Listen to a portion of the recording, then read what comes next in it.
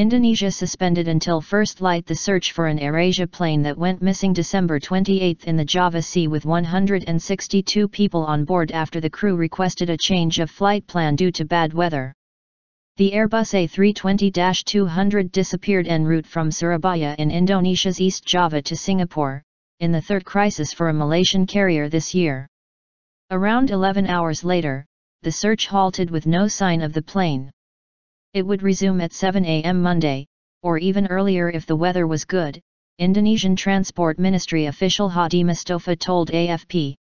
Air traffic controllers lost contact with the twin-engine aircraft around an hour after it left Surabaya's Juanda International Airport at about 5:20 a.m., 22:20 GMT Saturday.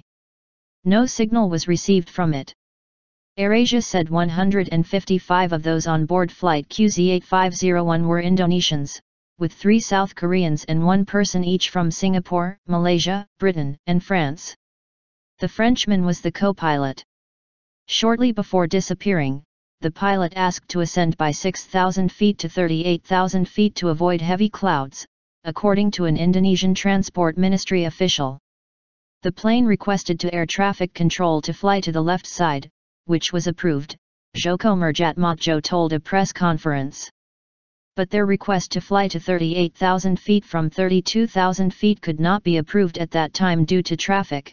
There was a flight above, and 5 minutes later the flight disappeared from radar. According to our climate radar, the weather was not good. There was enough cumulonimbus, cloud, there, said Murjatmadjo. He said Indonesia had deployed 7 aircraft, 4 Navy ships and 6 boats from the Search and Rescue Agency.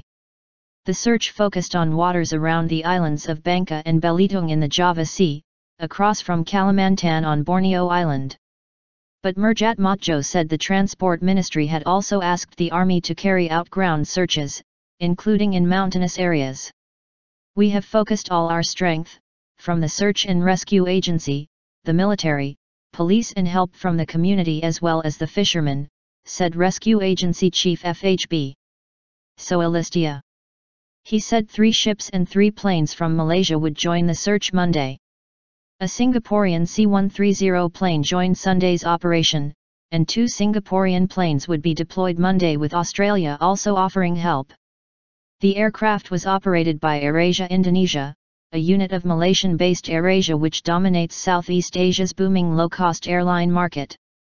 AirAsia's flamboyant boss Tony Fernandez, a former record industry executive who acquired the then-failing airline in 2001, arrived in Surabaya, where most of the passengers are from. Obviously this is a massive shock to us and we are devastated by what has happened. It's unbelievable, he told a press conference. We don't want to speculate.